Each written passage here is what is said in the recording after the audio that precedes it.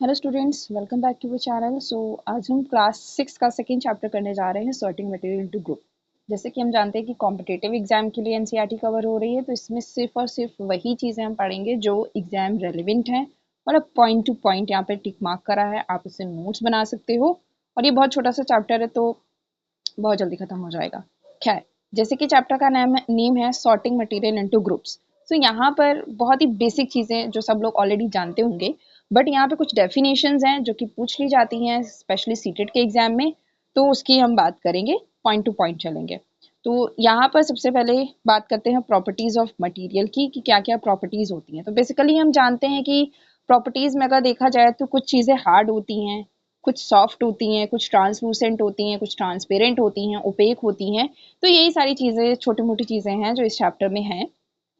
तो डायरेक्टली आते हैं पॉइंट पे हम।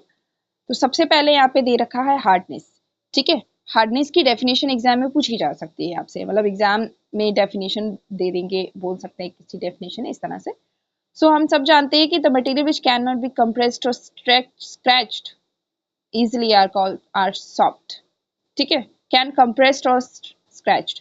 तो कोई भी चीज जिसको आप प्रेस कर सकते हो, कंप्रेस कर सकते हो, जैसे कि कॉटन बॉल, आप उसको कंप्रेस कर सकते हो, हाथ से दबा सकते हो, वो कैसी चीजें होंगी, सॉफ्ट होंगी। और जिन्हें नहीं कर सकते वो कैसी होती है, हार्ड होती है। ठीक है, इसके अलावा दूसरी प्रॉपर्टीज की बात करें तो material can have different properties like lustre. अच्छा, लस्टर का मतलब होता है चमक। अब यहाँ पे देखिए, जो चमक होती है, लस्टर होती है, वो मेटालिक चीजों में होती है। तो यहाँ से ये क्वेश्चन आपसे पूछा जा सकता है कि भाई लस्टर किस टाइप की चीजों में मिलेगा, तो मेटालिक चीजों में मिलेगी। हार्डनेस भी आपको कैसी चीजों में मिलेगी, मेटालिक चीजें। मेटालिक चीजों का मतलब होता है जैसे लोहे की चीजें हो गई, मेटल्स की चीजें हो गई, उन्हें मेटालिक चीजें बोलते हैं। हार्डनेस, ऑफ कोर्स हार्डनेस भी ज्यादातर आपको मेटालिक चीजों में ही मिलेगी। ठीक है, उसके अलावा कुछ नॉन मेटालिक चीजें भी होती है, जैसे वुड, वुड भी हार्ड होती है। ठीक है, रफ और स्मूथ चीजें आपको इस तरह से देखने को मिलेंगी। तो ये प्रॉपर्टीज रहेंगी। इसके बाद एक डेफिनेशन आ जाएगी सॉल्युबल और इनसॉल्युबल की। सो वन वर्ड में आंसर दे सकते हैं इसका भी।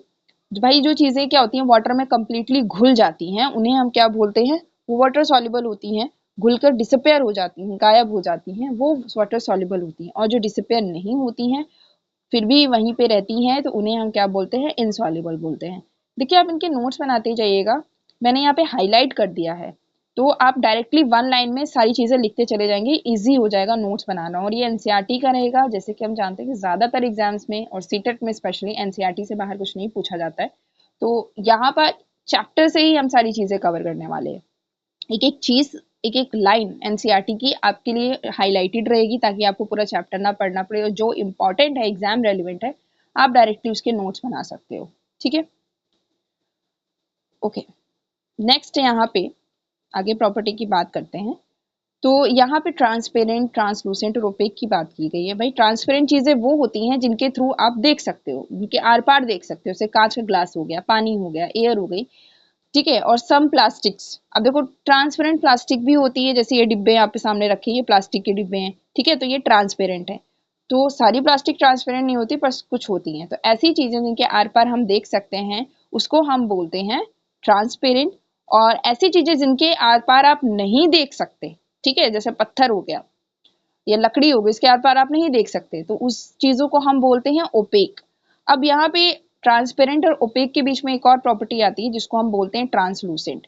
देखो, ट्रांसलूसेंट में ब्लर सा दिखता है, आर पार दिखता है पर बहुत ब्लर सा दिखता है। जैसे इस इमेज में आप यहाँ पे देखिए, इसमें तो बिल्कुल भी ट्रांसपेरेंट नहीं दिख रहा है।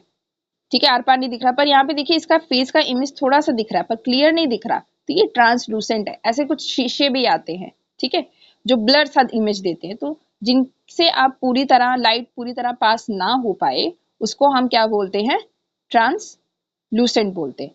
अच्छा देखिए, आर पार दिखना तो है, इससे तो पूछा ही जाता है। एक और वर्ड से ये डेफिनेशंस पूछी जा सकती हैं कि ऐसे ऑब्जेक्ट्स जिनसे लाइट बिल्कुल पास नहीं होगी, उनको हम बोलेंगे ओपेक। जिनसे लाइट पास होगी लेकिन पूरी तरह से पास नहीं होगी, वो होंगे आपके ट्रांसलूसेंट। और ऐसे ऑब्जेक्ट जिनसे लाइट आसानी से आर पार चली जाती है, उनको हम बोलते हैं ट्रांसपेरेंट।